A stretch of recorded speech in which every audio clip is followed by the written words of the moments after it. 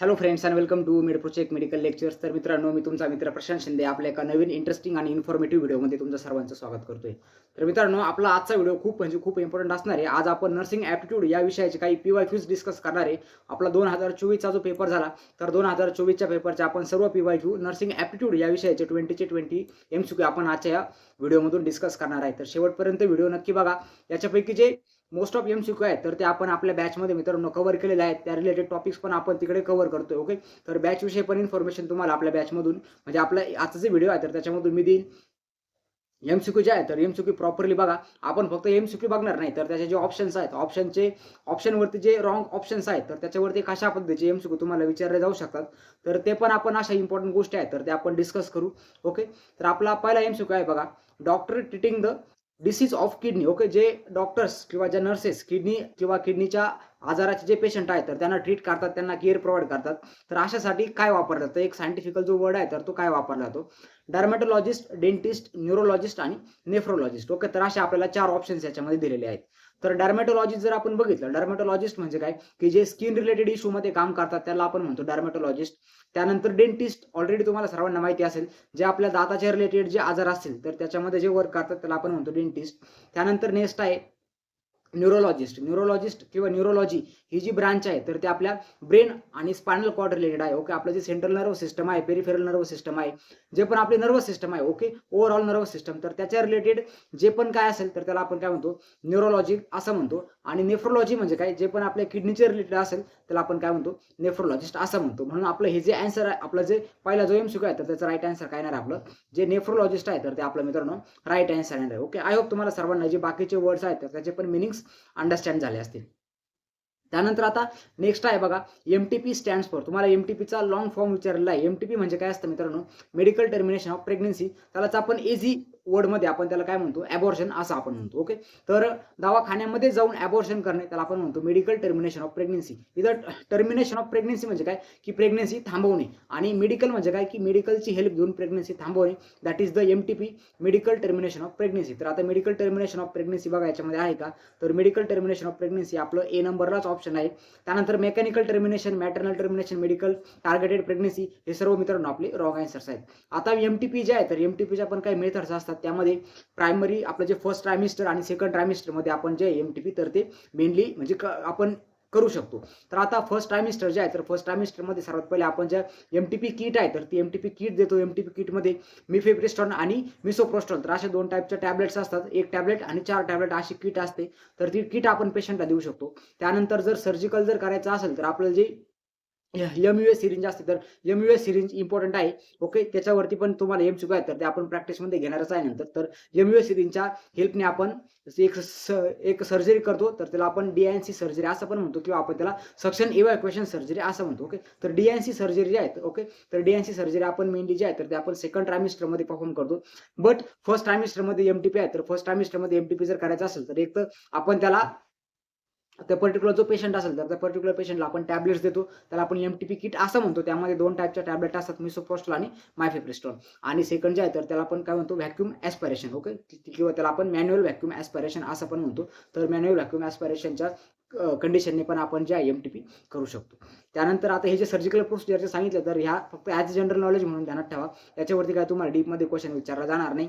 MTPचा long form माहीत पाहिजे आणि MTP कोणत्या वीकपर्यंत करण्यासाठी परमिशन आहे. ओके, तर ज्या ओल्ड गाईडलाईन्स आहेत, ओल्ड गाईडलाईन्स प्रमाणे तुम्ही 20 वीक्सपर्यंत MTP करू शकता. आणि आता ज्या नवीन गाईडलाईन्स आलेल्या आहेत तर त्यामध्ये 24 पर्यंत एक्सटेंड करू शकतात. 20 पर्यंत जर करायचं असेल तर तुम्हाला लीगल परमिशनची गरज पडत नाही. तुम्ही डायरेक्टली दवाखान्यात गेले, तुमची कंडिशन सांगितली तर तुम्हाला MTP करून भेटते. बट 24 वीकपर्यंत जर करायचं जर असेल, ओके, 24 वीक नंतर जर तुम्हाला जर करायचं जर असेल तर त्या पर्टिक्युलर कंडिशनमध्ये रिस्क जास्त आहे. म्हणून तुम्हाला जे मेडिकल काउन्सिल आहे तर मेडिकल काउन्सिलकडून आपल्याला काय लागतं? सर्टिफिकेटची गरज पडते. आपल्याला कन्सेंट लागते. त्यानंतरच आपण 24 वीकपर्यंत आपली जी MTP आहे तर ती करू शकतो. अदरवाईज 20 वीकपर्यंत करण्यासाठी कुठल्याच पद्धतीची जास्त लीगल डॉक्युमेंटेशनची गरज पडत नाही. त्यानंतर आता नेक्स्ट MCQ बघा. Which of the following membrane encloses the lungs. आपले जे लंग्स आहेत तर लंग्सच्या साईडने जी कव्हरिंग असते तर त्या कव्हरिंगचं तुम्हाला नाव विचारलंय तर पेरिकार्डियल कव्हरिंग जे आहे तर ते आपल्या हार्टच्या अराउंड असते. त्यानंतर इकडे पेरिकॉन्ट्रियम आहे आणि पेरिऑस्टियम आहे. तर पेरिऑस्टियम जी कव्हरिंग आहे तर ते आपल्या बोनच्या अराउंड असते. त्यानंतर पेरिकॉन्ट्रियम आहे तो ओके, तर अशी कव्हरिंग तर काही नाहीये. आणि आपली जी प्लुरल कव्हरिंग आहे ओके, तर प्लुरल कव्हरिंग जे आहे तर ते आपल्या लंग्सच्या अराउंड असते. त्यानंतर याच्यामध्ये आपलं जे प्लुरा आहे तर प्लुराचे आपल्या 2 लेयर असतात. एक असतं व्हिसरल आणि एक असतं परायटल. तर जे आपल्या लंग्सला डायरेक्टली ॲडहरंट असतं त्याला आपण काय म्हणतो, व्हिसरल प्लुरा असं म्हणतो. आणि जे लंग्सपासून थोडी दूर असते त्याला आपण काय म्हणतो, परायटल प्लुरा असं आपण म्हणतो. तर आय होप तुम्हाला सर्वांना हा पण MCQ समजला असेल. त्यानंतर आता नेक्स्ट आहे बघा, त्यानंतर इकडे ही जी पेरिकार्डियल आहे तर पेरिकार्डियलचे पण 3 लेयर्स असतात तर त्या ध्यानात ठेवायच्या आहेत. त्यानंतर नेक्स्ट आहे आता, in emergency which number will dial for the ambulance. Okay, ॲम्ब्युलन्सचं तुम्हाला जस्ट क्वेश्चनची डिमांड बघा, की ॲम्ब्युलन्सचा तुम्हाला फक्त नंबर विचारलाय. इकडे इमर्जन्सी असो किंवा कोणती पण कंडिशन असो तुम्हाला 108 नंबरच दाबायचा आहे. 108 डायल केल्यानंतर तुम्हाला डायरेक्टली ॲम्ब्युलन्सला कॉल लागेल. जे पण तुमच्या नियरबाय सर्व्हिस असेल तर तिथे तुमचा कॉल हा फॉरवर्ड केला जातो. त्यानंतर नेक्स्ट MCQ बघा, how many meiotic divisions are necessary for formation of the 80 sperms. Okay, 80 sperm बनण्यासाठी किती मेयोटिक डिव्हिजन्स लागतात, तर किती लागतात, तर 20 डिव्हिजन्स आहेत. तर 20 डिव्हिजन्समध्ये 80 जे स्पर्म्स आहेत तर ते बनतात.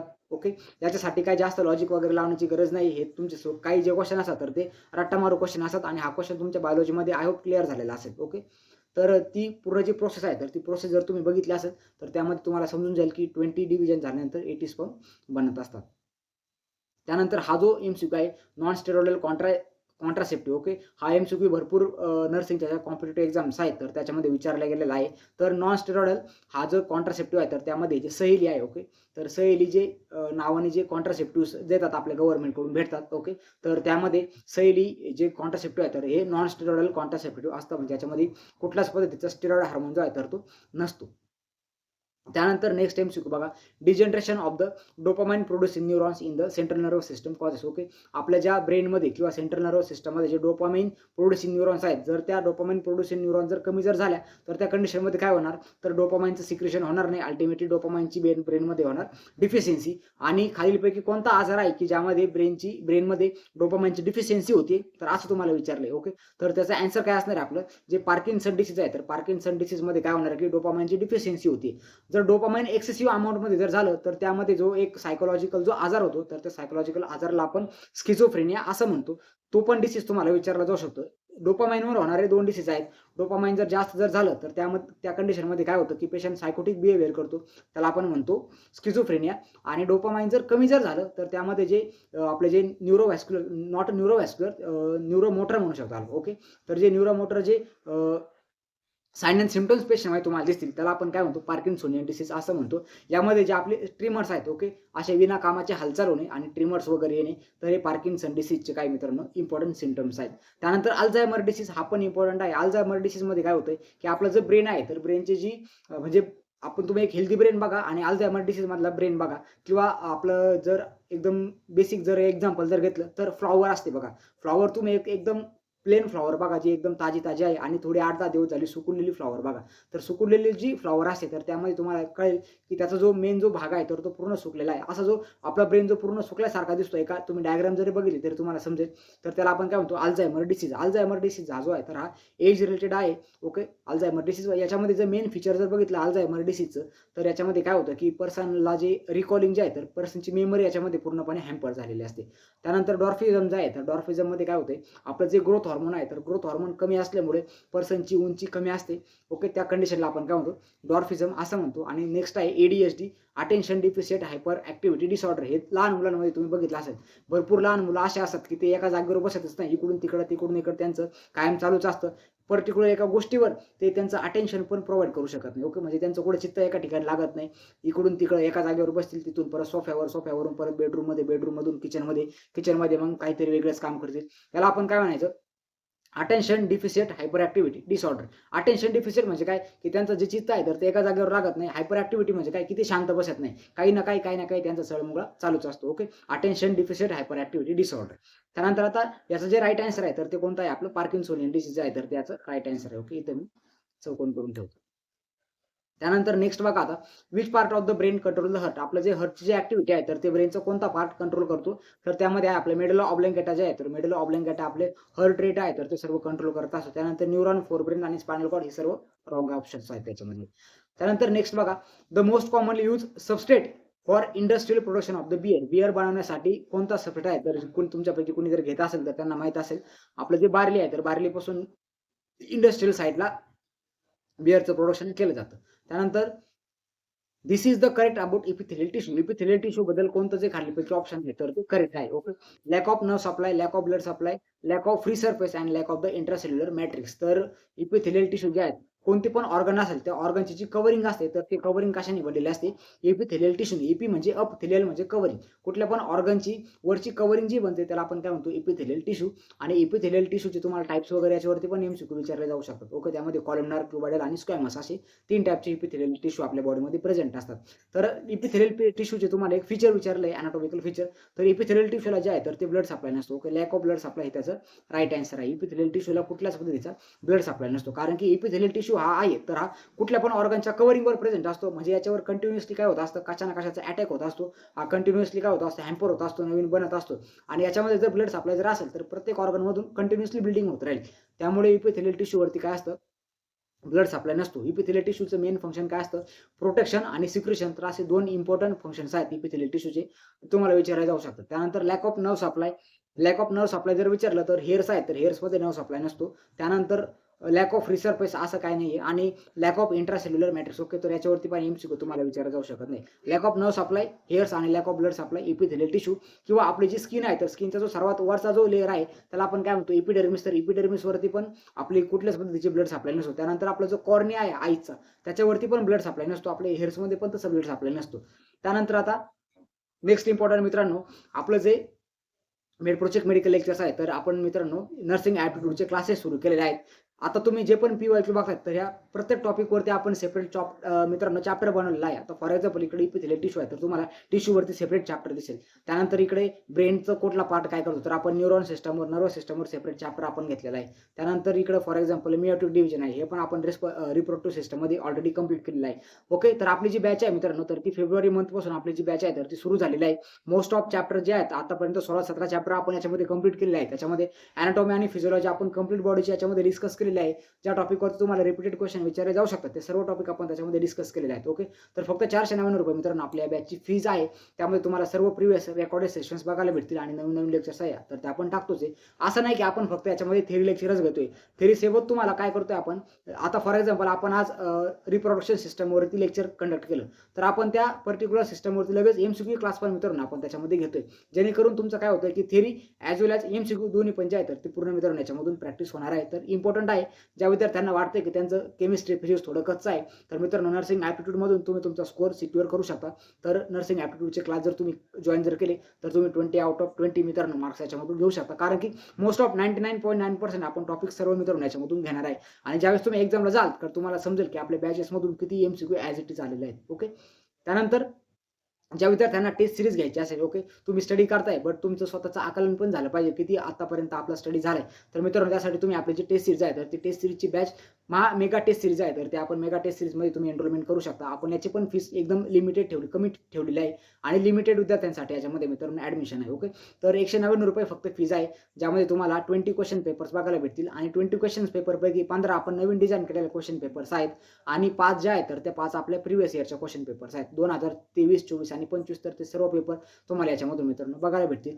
तर ज्या पण विद्यार्थ्यांना बॅचेसमध्ये एनरोलमेंट करायचे असेल त्यांनी आजच आपला व्हॉट्सअप ग्रुप जॉईन करा. लिंक तुम्हाला व्हिडिओच्या डिस्क्रिप्शनमध्ये भेटून जाईल. त्यासोबत आपल्या दोन्ही पण बॅचेसच्या लिंक्स पण मी तुम्हाला तिथून दिलेल्या आहे. तुम्ही डायरेक्टली बॅचमध्ये तिथून एनरोलमेंट करू शकता. माझा नंबर तुम्हाला इथे दिलेला आहे बघा, 9284062215. डायरेक्टली माझ्यासोबत कॉन्टॅक्ट करा. तुम्हाला बॅचमध्ये मित्रांनो ॲक्सेस दिला जाईल.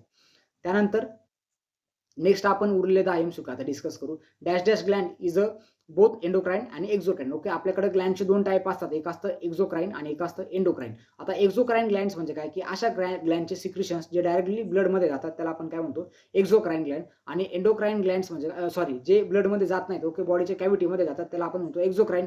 आणि अशा ग्लँडचे सिक्रेशन जे डायरेक्टली ब्लडमध्ये जातात त्याला आपण म्हणतो एंडोक्राइन. ओके. तर खालीलपैकी कोणती जी ग्लँड आहे तर ती बोथ आहे, म्हणजे मिक्स टाईपची ग्लँड आहे. सबेशियस ग्लँड जे आहे तर सबेशियस ग्लँड आहे सर्व आपल्या एक्झोक्राइन आहेत, ते त्याचं सिक्रेशन ब्लडमध्ये जात नाही. त्यानंतर मॅमरी ग्लँड जे आहे तर मॅमरी ग्लँड जर आपण बघितलं तर मॅमरी ग्लँड ही एक्झोक्राइन ग्लँड आहे. ओके. पण मॅमरी ग्लँडचं फंक्शन कंटिन्यू ठेवण्यासाठी आपल्याला एंडोक्राइन ग्लँडची गरज पडते. फॉर एक्झाम्पल प्रोलॅक्टिन असेल, त्यानंतर ऑक्सिटोसिन असेल, हे सर्व आपल्याला एंडोक्राइन ग्लँडकडून भेटतात. बट मॅमरी ग्लँड ही स्वतः एक काय आहे तर ती एक्झोक्राइन ग्लँड आहे, कारण की मिल्क सिक्रेशन जे आहे तर ते ब्लडमध्ये जात नसतं. त्यानंतर नेक्स्ट आहे पॅनक्रियास. आता पॅनक्रियास ही जी ग्लँड आहे तर मित्रांनो ही याचा आन्सर आहे, मिक्स ग्लँड आहे. पॅनक्रियासमध्ये बीटा सेल्स असतात तर ते बीटा सेल्स एंडोक्राईन काम करतात आणि बाकीचे जे सेल्स असतात तर ते सर्व एक्झोक्राईन काम करतात. एक्झोक्राईनमध्ये जर बघितलं तर पॅनक्रियाटिक लायपेज आहे, पॅनक्रियाटिक आमायलेज आहे, हे सर्व डायजेस्टिव्ह एन्झाईम्स आहेत तर ते एक्झोक्राईन फंक्शन आहेत. आणि एंडोक्राईनमध्ये जर बघितलं तर बीटा लँगर असेल, त्यामध्ये ग्लुकागॉन असेल, त्यानंतर सोमॅटोस्टॅटिन असेल, त्यानंतर इम्पॉर्टंट इन्सुलिन असेल, हे सर्व त्याचे एंडोक्राईन फंक्शन आहेत. आणि पिट्युटरी ग्लँड तुम्हाला सर्वांना माहिती आहे की एंडोक्राईन ग्लँड आहे, त्याला आपण master Gland of the body असं पण म्हणतो. पिट्युटरी ग्लँडचे 2 लोब्स आहेत, त्यापैकी पोस्टेरियर लोब इम्पॉर्टंट आहे, त्यामधून ऑक्सिटोसिन आणि प्रोलॅक्टिनचं सिक्रेशन होतं. त्याच्यावरती तुम्हाला एमसीक्यू विचारला जाऊ शकतो की पिट्युटरी ग्लँडच्या पोस्टेरियर ग्लँडमधून म्हणजे किंवा पोस्टेरियर लोबपासून कोणते हार्मोनचे सिक्रेशन होतात, तर त्यामधून ऑक्सिटोसिन आणि जे आपलं प्रोलॅक्टिन ऑक्सिटोसिन आणि प्रोलॅक्टिन ओके, हे जे 2 हार्मोन्स आहेत तर ते आपल्या पिट्युटरी ग्लँडच्या पोस्टेरियर लोबपासून होत असतं. ओके, तर आय होप तुम्हाला सर्वांना पिट्युटरी ग्लँड जे आहे तर ती पण सॉरी मित्रांनो, इथे पोस्टेरियर ग्लँड जे आहे, पोस्टेरियर लोब जो आहे तर त्याच्यापासून ऑक्सिटोसिन आणि ADH hormone okay, prolactin hormone नाही चुकून सांगून गेलं तर त्यामध्ये काय एडीएच हार्मोन म्हणजे काय अँटीडायरोटिक, त्यालाच आपण व्हॅसोप्रेसिन असं पण म्हणतो. तर व्हॅसोप्रेसिन आणि ऑक्सिटोसिन हे जे 2 हार्मोन्स आहेत तर हे आपल्या पोस्टेरियर पिट्युटरी पासून सिक्रेट होत असतात. पोस्टेरियर पिट्युटरीला आपण न्यूरोहायपोफायसिस असं पण म्हणतात आणि अँटेरियर जे आहे तर अँटेरियरला आपण ॲडेनोहायपोफायसिस असं पण म्हणतो. तर अशा पद्धतीचे हे जे 2 आहेत तर ते नाव आहेत त्याचे. तर आय होप तुम्हाला सर्वांना हा पण एमसीक्यू समजला असेल. याचं आन्सर काय आहे, पॅनक्रियासमध्ये तुम्हाला एक्झोक्राईन पार्टचे हॉर्मोन्स आणि एंडोक्राईनचे हे पण मी तुम्हाला एक्सप्लेन करून सांगितले आहेत. त्यानंतर आता नेक्स्ट बघा, tubular secretion does not takes place in okay. आता जे युरिन फॉर्मेशनच्या त्या 3 स्टेप्स आहेत ओके, त्यापैकी जे आपलं कलेक्टिंग डक्ट आहे सॉरी हेनलेज लूप आहे, तर लूप ऑफ हेनलेमध्ये ट्युब्युलर सिक्रेशन होत नाही, याच्यामध्ये रिअब्झॉर्प्शन होत असतं. ओके, त्यानंतर नेक्स्ट आहे आता, which of the following disease can be contracted by the droplet infection okay. इथं कॉन्ट्रॅक्टेड बाय जे होतं इथं आर एक्स्ट्रा आलं okay, contracted by the droplet infection. तर निमोनिया हा जो आजार आहे तर हा ड्रॉपलेट इन्फेक्शनने होणार असतो. मलेरिया जो आहे तर मलेरिया आपला व्हेक्टर बॉर्न डिसीज आहे. चिकन पॉक्स हा पण व्हेक्टर बॉर्न डिसीज आहे. आणि रेबीज आहे तर रेबीज हा आपला झुनोटिक डिसीज आहे. झुनोटिक डिसीज म्हणजे काय की जो प्राण्यांपासून होतो. रेबीज हा जो आपल्या कुत्र्यांपासून मांजरांपासून चावल्यामुळे होतो. त्यानंतर चिकन पॉक्स हा जो आहे तर चिकन पॉक्स हा आपला एक व्हायरल डिसीज आहे ओके. व्हॅरिसेला झोस्टर काय होतं, व्हायरल डिसीज चिकन पॉक्स होत असतो. चिकनगुनिया हा आपला व्हेक्टर बॉर्न डिसीज आहे, बट चिकन पॉक्स जो आहे तर त्याला आपण काय म्हणतो, कांजण्या येणे म्हणतो. चिकन पॉक्स आहे तर आपला व्हॅरिसेला झोस्टरमुळे होणारा एक व्हायरल डिसीज आहे. आणि मलेरिया हा जो आहे तर हा व्हेक्टर बॉर्न डिसीज आहे. मलेरिया जो आहे तर त्याच्यासाठी जो व्हेक्टर आहे तर ते व्हेक्टरमध्ये एक मॉस्किटो आहे तर त्या मॉस्किटोचं नाव आय होप तुम्हाला सर्वांना माहिती असेल तर ते कोणतं आहे, ॲनोफिलीज मॉस्किटो आहे. तर ॲनोफिलीज मॉस्किटोमुळे मलेरिया होतो आणि इडीज इजिप्तीमुळे डेंग्यू होतो. एवढे 2 गोष्टी ध्यानात ठेवा. त्याच्यावरती पण तुम्हाला चान्सेस जास्त आहेत की एमसीक्यू विचारला जाऊ शकतो. मलेरिया आणि डेंग्यू म्हटलं की कोणता, इडीज इजिप्ती, आणि मलेरिया म्हटलं की ॲनोफिलीज, फिमेल ॲनोफिलीज. त्यानंतर चिकन पॉक्स, व्हेरिसेला झोस्टर. त्यानंतर निमोनियाचा आय होप तुम्हाला सर्वांना स्ट्रेप्टोकोकस निमोनिया हे त्याचं एजंट आहे. आणि रेबीज हा झुनोटिक आजार आहे ओके. त्यानंतर नेक्स्ट आहे terminology use for the joint pain. जे आपलं जॉइंट पेन होतं तर जॉइंट पेनसाठी कोणती टर्मिनॉलॉजी यूज केली जाते, ॲथलर्जिया, मायल्जिया, ओटल्जिया आणि ऑस्टियाल्जिया ओके. तर ॲथलर्जिया म्हणजे काय, जॉइंट पेन. त्यानंतर मायल्जिया म्हणजे काय, मसल पेन. त्यानंतर ओटल्जिया म्हणजे काय, कान दुखणे, दॅट इज द ओटल्जिया. आणि ऑस्टियाल्जिया म्हणजे बोन पेन ओके. तर जॉइंट पेन तुम्हाला विचारलंय, राईट आन्सर आहे आपलं ॲथलर्जिया. त्यानंतर नेक्स्ट टाइम शिकू बघा आता, which of the following which is the not property of the living being okay. खालीपैकी लिव्हिंग बिंगची कोणती प्रॉपर्टी नाही, हा पण तुमचा अगेन बायोलॉजीचा क्वेश्चन आहे. Metabolism, decay, growth, reproduction okay. जे आपलं बायोलॉजिकल जे ऑर्गॅनिझम्स आहेत तर ते मेटाबॉलिझम करतो. त्याच्यामध्ये कार्बोहायड्रेट आहे, फॅट आहे, प्रोटीन्स आहेत, मेटाबॉलिझम आहे, होते मेटाबॉलिझम. त्यानंतर ग्रोथ होते. त्यानंतर जे लिव्हिंग ऑर्गॅनिझम्स आहेत तर त्या रिप्रोडक्शन करू शकतात. बट डिके जे आहे, डिके म्हणजे काय, कुजणे हे काय लिव्हिंग बिंगचं प्रॉपर्टी किंवा फीचर पैकी येत नाही. त्यानंतर आता 16 नंबरचा एमसीक्यू बघा, dash dash is known as the emergency hormone. खालीपैकी कोणता आहे तर तो इमर्जन्सी हॉर्मोन आहे. हा तुमचा क्लिनिकल इम्पॉर्टंट मित्रांनो क्वेश्चन आहे. हा क्वेश्चन नर्सिंगच्या कॉम्प्युटर एक्झाममध्ये विचारलेला आहे. तर याचा आन्सर काय मित्रांनो, ॲड्रेनालिन. आता ॲड्रेनालिन कुठून सिक्रेट होतं हे पण तुम्हाला विचारलं जाऊ शकतं. तर ॲड्रेनालिन जे आहे तर आपल्या किडनीवर जे ॲड्रेनालिन ग्लँड असते तर त्यामधून ॲड्रेनालिन जे हॉर्मोन आहे तर ते सिक्रेट होतो. ॲड्रेनालिन आणि नॉरएड्रेनालिन दोन्ही तिथूनच सिक्रेट होतात. आणि याचं जर काम जर आपण मित्रांनो बघितलं तर आपलं जे हार्ट आहे तर हार्टचा फोर्स ऑफ कॉन्ट्रॅक्शन आणि हार्ट रेट दोन्ही पण वाढवण्यासाठी ॲड्रेनालिन आणि नॉरएड्रेनालिन जे आहे तर ते यूज होतं. मेनली जर बघितलं तर पॉझिटिव्ह ॲनोट्रॉप्स आपण असं म्हणतो. पॉझिटिव्ह ॲनोट्रॉप्स म्हणजे काय की आपले हार्ट रेट वाढवणारे हे ड्रग्स आहेत. त्यापैकी मेनली जर बघितलं तर ॲड्रेनालिन जे आहे तर ते आपण यूज करतो. ज्यावेळेस पेशंटला सीपीआर देतो आपण तर सीपीआर देताना आपण ॲट्रोपिन आणि ॲड्रेनालिन जे आहे तर ते यूज करत असतो. त्यानंतर ग्लुकोज हा काय हॉर्मोन वगैरे काय नाही, हा आपल्या बॉडीमध्ये सबस्टन्स आहे जो आपल्याला एनर्जी प्रोव्हाइड करतो. आणि ॲड्रेनालिन जो आपलं इन्सुलिन जे आहे तर हे इन्सुलिन हा आपला हॉर्मोन आहे. इन्सुलिन जो आहे तर तो कुठून सिक्रेट होतो, तर तो आपल्या बीटा लँगरहॉर्न सेल्सपासून सिक्रेट होतो. त्यानंतर इन्सुलिनचं काम काय असतं, तर आपलं जे ग्लुकोज लेवल आहे तर ती मेंटेन ठेवण्यासाठी आपल्याला इन्सुलिन लागत असतं. आणि इन्सुलिनच्या ॲज ऑपोजिट कोण असतं, ग्लुकॅगॉन असतं. ग्लुकॅगॉनचं काम कधी असतं, ज्यावेळेस बॉडीमध्ये शुगर कमी होते तर त्यावेळेस आपण पेशंटला ग्लुकॅगॉन देतो, आणि ज्यावेळेस पेशंटची शुगर वाढते तर त्यावेळेस पेशंटला आपण इन्सुलिन देत असतो. इन्सुलिन बीटा लँगरहॉर्न सेलपासून सिक्रेट होतो. हा 5 स्टार इम्पॉर्टंट नेमसिक आहे, लिहून घ्या. त्यानंतर नेक्स्ट आहे आता, which of the following is a communicable disease. खालीपैकी कोणती जे डिसीज आहे तर तो कम्युनिकेबल डिसीज आहे, म्हणजे एका पर्सन पासून दुसऱ्या पर्सन पर्यंत जातो. टायफॉइड, डायबिटीज, त्यानंतर नाईट ब्लाइंडनेस आणि कॅन्सर. तर याचा आन्सर काय मित्रांनो, टायफॉइड हा जो डिसीज आहे तर हा एका पर्सन पासून दुसऱ्या पर्सन पर्यंत जातो. याचं मेन कारण जर बघितलं तर जे दूषित वॉटर आहे, ओके, तर त्या दूषित पाण्यापासून आणि अन्नापासून टायफॉइड हा जो आजार आहे, जीआयटी सिस्टमचा आजार होऊ शकतो. त्यानंतर डायबिटीज, डायबिटीजमध्ये काय येतं, टाईप 1 आणि टाईप 2 डायबिटीज हा आपला शुगरच्या मेटाबॉलिझम रिलेटेड होणारा आजार आहे. त्यानंतर नाईट ब्लाइंडनेस, नाईट ब्लाइंडनेस म्हणजे काय, रात आंधळेपणा, हा आपल्या व्हिटॅमिन एच्या डिफिशियन्सीमुळे होणारा आजार आहे. आणि व्हिटॅमिन एच्या डिफिशियन्सीमुळे कोणता आजार होतं, ऑलरेडी 2-3 वेळेस हा तुम्हाला एमसीक्यू विचारलेला गेलेला आहे. आणि त्यानंतर कॅन्सर, ऑलरेडी तुम्हाला सर्वांना माहिती असेल, कॅन्सर हा काय कम्युनिकेबल डिसीज वगैरे काही नाहीये. हा आपण बाहेरचं जे सध्या खातोय, घाण घुण सर्व जे खाणं पिणं आहे, त्यानंतर एन्व्हायरमेंटलची कंडिशन सर्व बदलत चालली आहे, जे आपण सर्व केमिकल्स इंडायजेशन करतोय, त्यामुळे काय होतंय की कॅन्सर हा जो आहे तर हा होण्याचे चान्सेस भरपूर असतात. त्यानंतर आता नेक्स्ट बघा, licence to practise nursing in Maharashtra. महाराष्ट्रामध्ये तुम्हाला ॲज अ रजिस्टर नर्स म्हणून जर काम जर करायचं असेल तर तुम्हाला कोणाकडून लायसन गरजेचं आहे, तर त्याचा आन्सर काय, महाराष्ट्र नर्सिंग काउन्सिल. ओके, हे सर्व रॉंग आन्सर्स आहेत. मेन नर्सिंग काउन्सिल अशी कुठलीच काउन्सिल नाही. महाराष्ट्र नर्सिंग कम्युनिटी अशी कोणती कम्युनिटी पण नाही. ओके, आणि Indian nursing council, Indian nursing council आहे, बट इंडियन नर्सिंग काउन्सिलचं काम काय आहे मित्रांनो, तर इंडियन नर्सिंगचं काउन्सिलचं काम असतं की आपलं जे सर्व जे नर्सिंगचे कॉलेजेस आहेत तर त्याचे रूल्स रेग्युलेशन मेंटेन करणे आणि नर्सिंगचं सिलेबस डिझाईन करणे, हे सर्व इंडियन नर्सिंग काउन्सिलचे काम आहे. आणि महाराष्ट्र नर्सिंग काउन्सिलचं काम काय, की जे पण नर्सेसनी महाराष्ट्रातून एज्युकेशन घेतलं तर त्यांना रजिस्ट्रेशन प्रोव्हाइड करण्याचं काम आणि लायसन प्रोव्हाइड करण्याचं काम महाराष्ट्र नर्सिंग काउन्सिलचं असतं. त्यानंतर 19 नंबरचा क्वेश्चन बघा मित्रांनो, which colour coded bag is use for the disposable of the soil dressing bandage. त्यानंतर कॉटन स्वॅप्स आणि ब्लड बॅग्स. ओके, या सर्वासाठी आपण येलो बॅग जे आहे तर यूज करत असतो. याच्यामध्ये सर्व बघा तुम्ही, इन्फेक्शियस वेस्ट आहे, इन्फेक्शियस वेस्टसाठी आपण आणि अॅनाटॉमिकल वेस्ट डिस्कार्ड करण्यासाठी आपण येलो कलरची बॅग वापरतो. त्यानंतर ब्लॅक कलरची आणि ग्रीन कलरची बॅग जी आहे तर ते आपण डोमेस्टिकसाठी वापरतो. जे पण काय आपलं जेवण असेल, कचरा असेल, पेपर असेल, ते सर्व आपण ग्रीन कलर किंवा ब्लॅक कलरमध्ये टाकू शकतो. आणि नेक्स्ट आहे रेड कलरची बॅग. रेड कलरच्या बॅगमध्ये आपण इन्फेक्टेडच मटेरियल टाकतो, बट जे रिसायकल करू शकतो असं आपण मटेरियल टाकतो. फॉर एक्झाम्पल ग्लोव्ज असेल, आयु सेट असेल, त्यानंतर सल्यांच्या बाटल्या असतील, ते सर्व आपण रेड कलरच्या बॅगमध्ये टाकतो. जे सर्व infected plastic material that can be recycle or reuse, त्याला आपण म्हणतो रेड कलर. रेड कलरचा आर आणि रिसायकलचा आर ध्यानात ठेवायचा आहे. त्यानंतर रबरचा आर पण ध्यानात ठेवा. प्लास्टिक आणि रबर सर्व आपण रेडमध्ये टाकतो. आणि येलो कलरमध्ये काय, अॅनाटॉमिकल वेस्ट, एखाद्याचा हात कापला, पाय कापला, ब्लड घेतलेली ब्लड असेल, ते सर्व आपण येलो कलरच्या बॅगमध्ये टाकतो. आणि मित्रांनो, आजच्या सेशनचा लास्ट एमसीक्यू, 20 मिनिटामध्ये आपण 20 एमसीक्यू क्लिअर केलेत. आणि सर्व एमसीक्यू आहे मित्रांनो, ॲडिक्वेट कंटेंट मी तुम्हाला सांगितले, सर्व एक्सप्लेनेशन आहे तर सांगितले. थोडं फास्ट झालं असेल, बट ठीक आहे, कोई बात नाही, तुम्हाला समजलं असेल. Okay, X ray imaging of cardiac blood. Okay, cardiac blood vessel. Okay, आपल्या ज्या कार्डियकच्या ब्लड व्हेसल्स आहेत त्यामध्ये जर काही ब्लॉकेज वगैरे जर असेल तर ते तुम्ही कोणत्या डायग्नोस्टिक ट्रीटमेंटने बघू शकता किंवा डायग्नोस्टिक टेस्टने बघू शकता. Okay, angiography, angioplasty, bypass surgery आणि हार्ट ट्रान्सप्लांट. ओके, आता एखादी हार्ट आहे तर हार्टच्या ज्या व्हेसल असतात त्याला आपण काय म्हणतो, सर्वात पहिले त्याला आपण म्हणतो कोरोनरी आर्टरीज. कोरोनरी आर्टरीजमध्ये ब्लॉकेज आहे की नाही हे जर तुम्हाला चेक करायचं असेल तर तुम्हाला काय करायचं असतं, अँजिओग्राफी. आता ते अँजिओग्राफी, अँजिओप्लास्टीमध्ये भरपूर विद्यार्थ्यांचं कन्फ्युजन होईल. एकदम सोपी टेक्निक सांगतो मित्रांनो. ग्राफी म्हणजे काय, ग्राफिक्स म्हणजे बघणे. सर्वात पहिले ब्लॉकेज बघणे, दॅट इज द अँजिओग्राफी. अँजिओ म्हणजे काय, आपल्या हार्टच्या ब्लड व्हेसल्स, हार्टच्या रिलेटेड काय पण असेल तिथे अँजिओ शब्द तुम्हाला बघायला भेटेल. तर अँजिओग्राफी म्हणजे काय, ग्राफिक्स करून बघणे.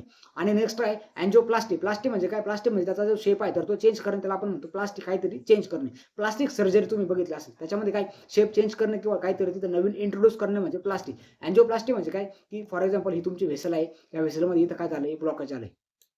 आता इथे एक स्टेन टाकणे, स्टेन टाकून याला थोडं डायलेट करणे, अशी एक स्टेंट असते. तुम्ही 3D स्ट्रक्चरमध्ये बघू शकता. इथं हे एकदम 4D डायग्राम बनलेले आहे. ओके, तर आय होप तुम्हाला सर्वांना जे मला सांगायचं आहे ते तुम्हाला समजलं असेल. ओके, तर अँजिओप्लास्टीमध्ये आपण त्या स्टेन टाकतो. बायपास सर्जरी, बायपासमध्ये आपण काय करतो की डायरेक्टली इकडून बायपास नवीन रस्ता बनवतो, नवीन व्हेसल आपण याच्यामध्ये अटॅच करतो. आणि हार्ट ट्रान्सप्लांट म्हणजे डायरेक्टली दिल बदल डालने का, दूसरे का दिल निकालने का, इसको डाल देणे. ओके, त्याला आपण काय म्हणतो, heart transplant, cardiac transplant. List surgery जी आहे तर ती कॉमन नाही आहे, but angiography, angioplasty most common आहे. भरपूर आता सध्या जर आपण बघितलं डेथचं जे मेन कारण आहे तर त्यामध्ये कार्डिओव्हास्क्युलर डिसीजेस आहेत. ओके, तर आय होप तुम्हाला सर्वांना आजचे जे 20-20 जे MCQ आहेत तर ते समजले असतील. हे सर्व जे MCQ आहेत मित्रांनो, तर अगेन तुम्हाला सांगतो 2024च्या पेपरमधले हे सर्व MCQ आहेत आणि इम्पॉर्टंट आहेत. सेम याच रिलेटेड टॉपिक्स आहेत तर ते तुमच्या आता 2026 मध्ये पण येऊ शकतात.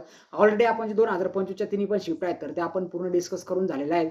तुम्हाला जो व्हिडिओ आहे तर ते सर्व व्हिडिओज आपण व्हेरियस पार्ट बनवले होते, बट आज मी ठरवलं की एकाच व्हिडिओमध्ये सर्व MCQ मित्रांनो क्लिअर करायचे आहेत. ओके, कारण की प्रत्येक वेळेस 10-10 MCQ साठी सेपरेट व्हिडिओ बनवायचा आहे. स्टुडंट पण त्याच्यामध्ये बोर होऊन जातात. एकाच व्हिडिओमध्ये 20 MCQ असे जे आहे तर ते मित्रांनो आपण जम्बो सेशन्स करू. 50 MCQ 100 MCQच्या पण सेशन्स तुम्हाला आपल्या चॅनलवर बघायला मिळेल. त्यासाठी तुम्हाला काय करायचं आहे, आजचा व्हिडिओ कसा वाटला मला आपल्या कमेंट सेक्शनमधून सांगा आणि व्हिडिओला लाईक करून चॅनलला आजच सबस्क्राईब करून ठेवा. कारण की तुम्हाला नर्सिंगच्या प्रिपरेशनमध्ये आणि मित्रांनो सर्वच नर्सिंगच्या पूर्ण जर्नीमध्ये तुम्हाला मेडप्रोचेक मेडिकल लेक्चर्स मित्रांनो नक्कीच हेल्पफुल ठरणार आहे. आणि ज्या विद्यार्थ्यांना वाटतंय की आपला स्टडीसाठी आपल्याला नर्सिंग ॲप्टिट्यूडचे क्लासेस लावले पाहिजे तर मित्रांनो बेझिक तुम्ही आजच क्लासमध्ये एनरोलमेंट करून घ्या. एकदम कमी फीजमध्ये मित्रांनो आपण जे सर्व कंटेंट आहे तर ते तुम्हाला प्रोव्हाइड करतोय आणि लिमिटेड पिरियडसाठी आहे. ओके, लास्ट मंथ उरलेला आहे. 30-40 दिवस फक्त तुमच्या एक्झामिनेशनसाठी मित्रांनो बाकी आहेत. आणि आपली जी मेगा टेस्ट सिरीज आहेत तुमचा आय होप 50% जर स्टडी जर झाला असेल तर तुम्ही आता टेस्ट सिरीज घ्या आणि टेस्ट सिरीज सॉल्व्ह करायला बघा. तुम्हाला किती मार्क पडतात काय पडतात बघा. आपली ही जी मेगा टेस्ट सिरीज आहे मित्रांनो तुम्ही मल्टिपल टाइम याचा ॲक्सेस आहे. तुम्ही एक टेस्ट 4-5 वेळेस जरी सोडवली तरी काहीच प्रॉब्लेम नाही. ओके, 20 टेस्ट आहेत. तुम्ही जर प्रत्येक टेस्ट डबल जर सोडवली तर तुमचे जवळपास 3-4 हजार क्वेश्चन याच्यामधून प्रॅक्टिस होणार आहे. तर आय होप तुम्हाला सर्वांना व्हिडिओ आवडला असेल तर व्हिडिओला एक लाईक करा आणि कमेंट सेक्शनमधून सांगा. मला काही डाऊट असतील तर कमेंट सेक्शनमध्ये विचारा आणि आपला व्हॉट्सअप ग्रुप मित्रांनो लवकरात लवकर जॉईन करा. ॲडमिशन रिलेटेड सर्व इन्फॉर्मेशन असेल तर ते तुम्हाला व्हॉट्सअप ग्रुपमधून मित्रांनो भेटून जाईल. थँक्यू. जय हिंद, जय महाराष्ट्र.